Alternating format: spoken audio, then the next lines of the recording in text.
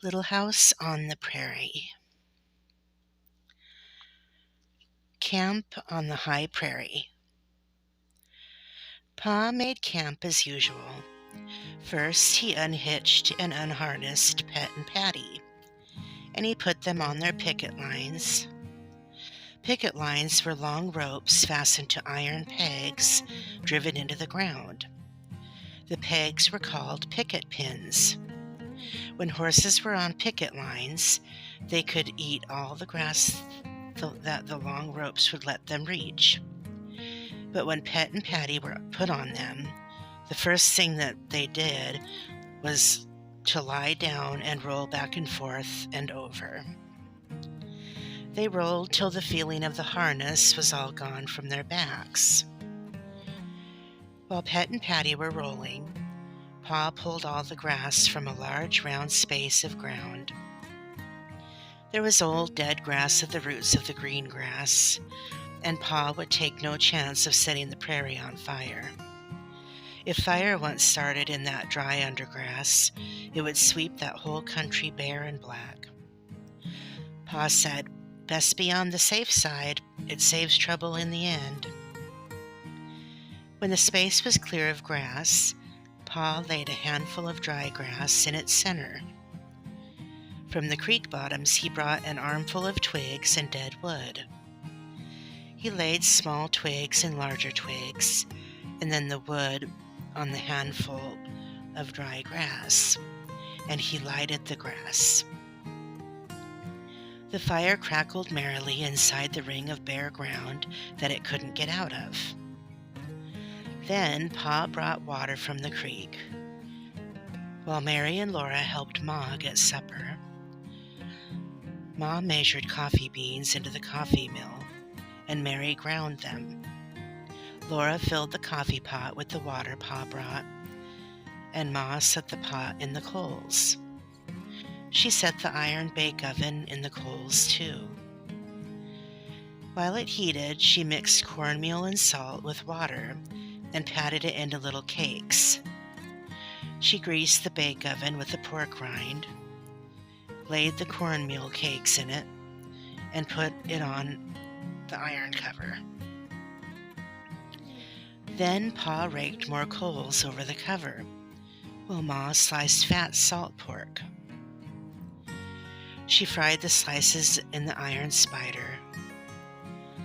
The spider had short legs to stand on in the coals, and that was why it was called a spider. If it had had no legs, it would have been only a frying pan. The coffee boiled, the cakes baked, the meat fried, and they all smelled so good that Laura grew hungrier and hungrier. Pa set the wagon seat near the fire. He and Ma sat on it. Mary and Laura sat on the wagon tongue. Each of them had a tin plate, and a steel knife, and a steel fork with white bone handles. Ma had a tin cup, and Pa had a tin cup, and baby Carrie had a little one of her own.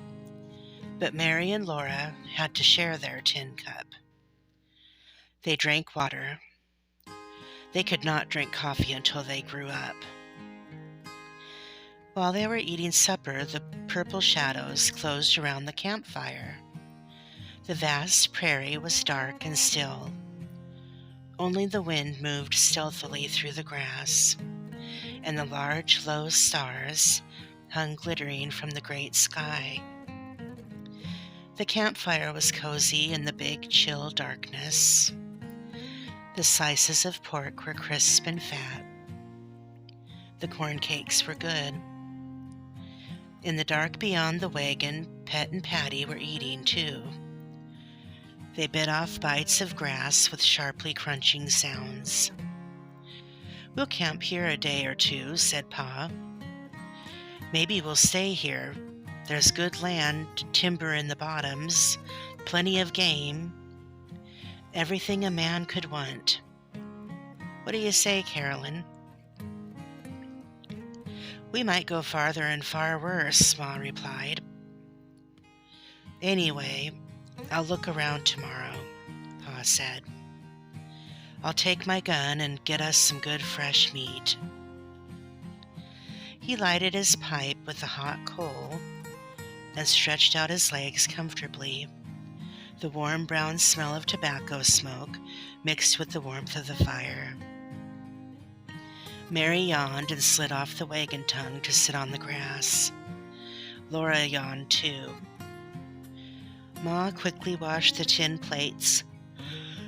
Oh, the tin cups, the knives and forks. She washed the bake oven and the spider and rinsed the dishcloth. For an instant she was still, listening to the long, wailing howl from the dark prairie. They all knew what it was. But that sound always ran cold up Laura's backbone and crinkled over the back of her head. Ma shook the dishcloth, and then she walked into the dark and spread the cloth on the tall grass to dry. When she came back, Pa said, "Wolves, half a mile away, I'd judge. Well, where there's deer, there will be wolves. I wish—" He didn't say what he wished, but Laura knew. He wished Jack were there. When wolves howled in the big woods, Laura had always known that Jack would not let them hurt her. A lump swelled hard in her throat and her nose smarted. She winked fast and did not cry. That wolf, or perhaps another wolf, howled again. "Bedtime for little girls," Ma said cheerfully. Mary got up and turned around so that Ma could unbutton her. But Laura jumped up and stood still. She saw something. Deep in the dark beyond the firelight, 2 green lights were shining near the ground. They were eyes.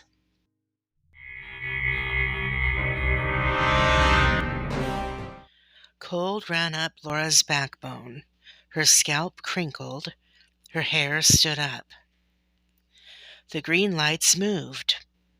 One winked out. Then the other winked out. Then both shone steadily, coming nearer. "Look, Pa, look," Laura said. "A wolf." Pa did not seem to move quickly, but he did. In an instant he took his gun out of the wagon and was ready to fire at those green eyes. The eyes stopped coming. They were still in the dark, looking at him. "It can't be a wolf, unless it's a mad wolf," Pa said. Ma lifted Mary into the wagon. "And it's not that," said Pa. "Listen to the horses." Pet and Patty were still biting off bits of grass. "A lynx?" said Ma. "Or a coyote?" Pa picked up a stick of wood. He shouted and threw it. The green eyes went close to the ground, as if the animal crouched to spring. Pa held the gun ready. The creature did not move. "Don't, Charles," Ma said. But Pa slowly walked toward those eyes, and slowly along the ground the eyes crawled toward him. Laura could see the animal in the edge of the dark. It was a tawny animal and brindled. Then Pa shouted and Laura screamed. The next thing she knew, she was trying to hug a jumping, panting, wriggling Jack, who lapped her face and hands with his warm, wet tongue. She couldn't hold him back. He leaped and wriggled from her to Pa and to Ma and back to her again. "Well, I'm beat," Pa said. "So am I," said Ma. "But did you have to wake the baby?" She rocked Carrie in her arms, hushing her. Jack was perfectly well. But soon he lay down close to Laura and sighed a long sigh. His eyes were red with tiredness, and all the under part of him was caked with mud. Ma gave him a cornmeal cake, and he licked it and wagged politely, but he could not eat. He was too tired. No telling how long he kept swimming, Pa said, nor how far he was carried downstream before he landed. And when at last he reached them, Laura called him a wolf, and Pa threatened to shoot him. But Jack knew they didn't mean it. Laura asked him, "You knew we didn't mean it, didn't you, Jack?" Jack wagged his stump of a tail. He knew. It was past bedtime. Pa chained Pet and Patty to the feed box at the back of the wagon and fed them their corn. Carrie slept again, and Ma helped Mary and Laura undress. She put their long nightgowns over their heads while they stuck their arms into the sleeves. They buttoned the neckbands themselves and tied the strings of their nightcaps beneath their chins. Under the wagon, Jack wearily turned around 3 times and lay down to sleep. In the wagon, Laura and Mary said their prayers and crawled into their little bed. Ma kissed them good night.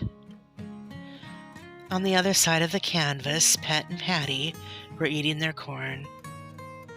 When Patty whooshed into the feed box, the whoosh was right at Laura's ear.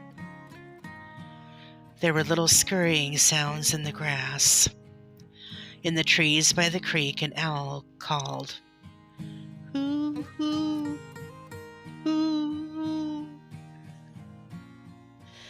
Farther away, another owl answered, "Hoo, hoo, hoo, hoo."